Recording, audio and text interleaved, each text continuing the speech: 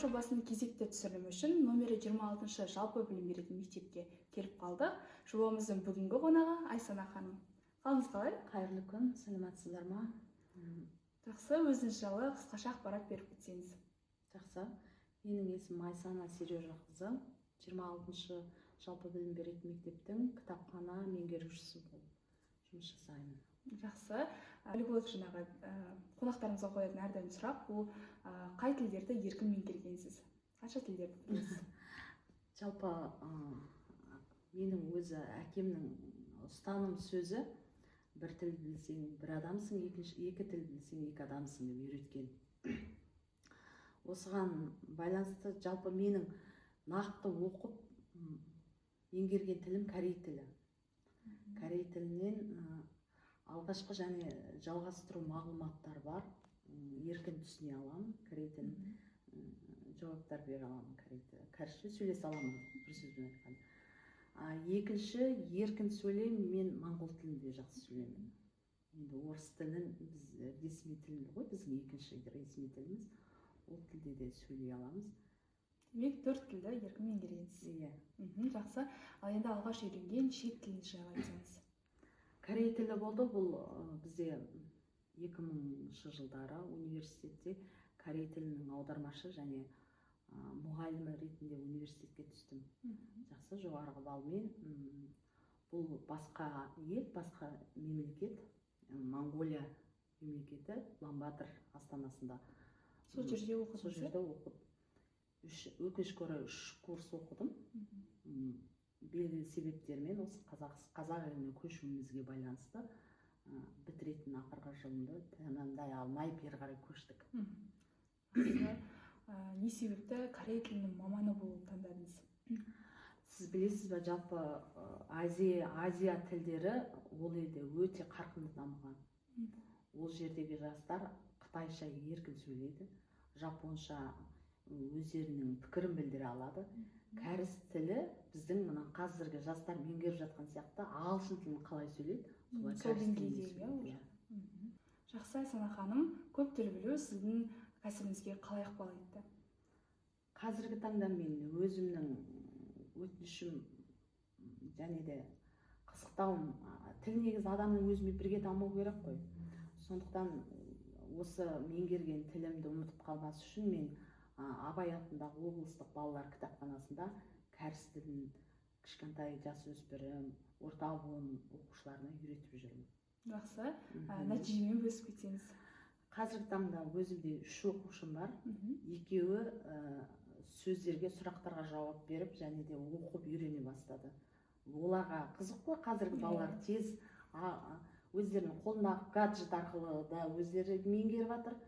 Енді менен білмегенін жүгіріп келіп, мұғалім, мына сөз қандай, мынау қалай аталады деп сөйлесіп, қазір мен соған ризамын. Бір баланы оқысам, бір тіл білдіргеніме өзім риза боламын. Жақсы жетістік. Енді тіл үйрену барысында сол елдің мәдениетін зерттейсіз бе? Әрине, тілді үйренбестен бұрын бірінші сол елдің мәдениетімен қалыптасып ұштасуымыз керексіз. Сондықтан оларда сөйләр дейді. Сөйләр дегені олардың ай мен күннің теңесуі, яғни мынау батыс азиялықтар, шығыс азиялықтардың тойлайтын жаңа жылы, жаңағы моңғолша саған сар дейді, олар кәрісше сөйләр дейді, өздерінің атаулары бар ғой. Сол күншығыс мемлекеттердің өзінің жаңа жылдарын тойлайды. Ол ресми түрде. Сосын екінші олардың несі? Ерекшеліктері, олар бірінші ауылдың дейді ғой, бізде қазақи тілде айтқанда ауылдың ақсақалына бірінші сәлем салу. Оларда үлкен рәсім болып саналады. Яғни хамбуктарын киіп, ұлттық киімдер хамбуктарын киіп, бастарын жерге тигізіп, үлкендердің алдында тағзым етеді. Көне сөз ғой, тағзым ету деп айтайық енді.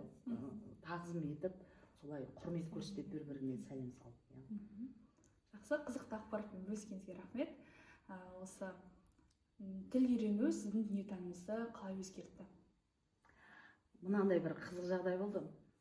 Мен 2024 жылы күзде Грузияға барып саяхаттап келдім. Грузияда саяхаттап жүрсем, алдымнан бір топ кәрістердің өтіп бара жатқанын сездім. Олар кәріс тілінде сөйлеп кетіп бара жатыр екен. Сол маған таныс дауыстар, сөздер, елең ете қалдым да, шакамания деп, кішкене кідіре тұрыңыздар деп, сөйтіп кәрісше сөйлеп қалып едім, олар маған елең етіп қарады.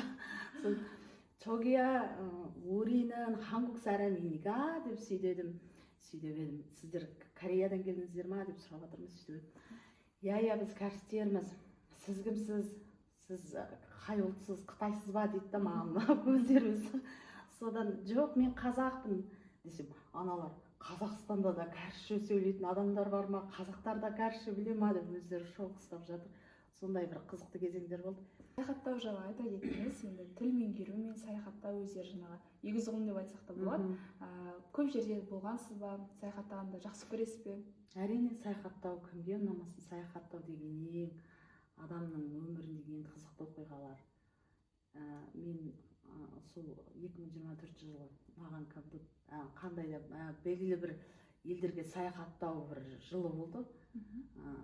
Көктемнің кезінде Грузияға бардым, күздің уақытында жаңа Түркияға бардым.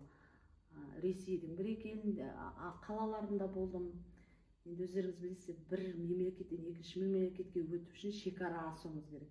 Шекара асу деген өте үлкен жауапкершілікті ұғым. Енді біз анау елден шекара асып келгендіктен біз саяхаттауды, басқа елде қалай жүріп тұру, өзіңді қалай басқа елмен өзіңді салыстыру деген ұғымдар қалыптасады адамда. Үйренеді.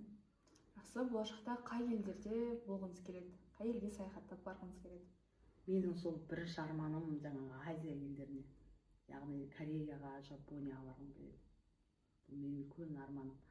Жаңағы Кореядағы үлкен сауда үйінде кітапханаға барғым келеді. Өте керемет ол жерде енді. Жақсы, арманыңызға жетіңіз дейміз. Жақсы, енді 4 тілді меңгергенсіз. Болашақта қай тілдерді меңгергіңіз келеді?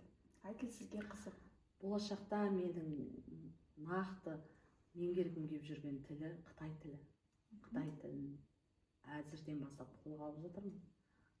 Жазылу эмблемалар, элементтері, жаңа айтылу диалектикасын қазір көбінесе мен әлеуметтік желіде отырғанда Қытай сөздерінің жазылуларын, айтылу мағлұматтарын қарап жүремін. Жақсы. Үйренудің қызығы мен қиын тұстары жайлы айтып кетсеңіз. Иә, енді әр елдің салты басқа дейді. Корей тілін ең алғаш үйренуге барғанда анау домалақ сызғы әріптерін көргенде мен ойбай, бірден үймей мынаны үйрене алмаймын, бұнда қалай келдім, қалай түсін. 16-17 жасар кішкентай жап-жас өрімдей қызбын. Маған бірінші шок берді. Содан сол кезде әлі есімде Пак Сон Сеним деп атадық. Бізге жаңағы Жайка деген кореялық қоғамдық қор бар.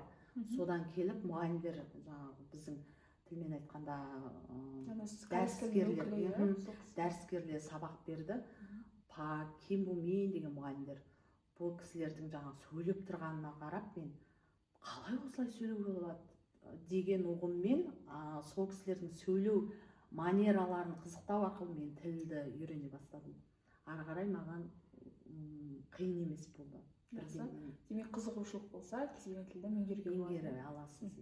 Жақсы, бір тілді меңгеруге сіздің ойыңызша қанша уақыт керек? Бір тілді меңгеруге, еркін меңгеруге 1 жыл, немесе 1,5 жыл. Бірінші, екінші айда сіз сәл-сәлдеп сіз ұғымдарына қалыптаса бастайсыз. 1-2 айда сізге нәтиже береді. Жақсы. Айсана ханым, енді өзіңіз білетін тілдерде жастарға, бізді көретін тыңдармандарға өзіңіз жылы лебізіңізді білдірсеңіз. Сіздерге, құрметті жастар, сіздерге шығармашылық табыс тілеймін. Жаңа жылдарыңыз құтты болсын, еңбектеріңіз жемісін көре беріңіздер. Тав хүнде энэ зохиожбайгаа үйл явдал, ажил төрөлтөд нь улам их амжилт хүсье. Шинэ жилийн баярын мэндийг хүргэе. Бұл монгол тілінде. Жақсы.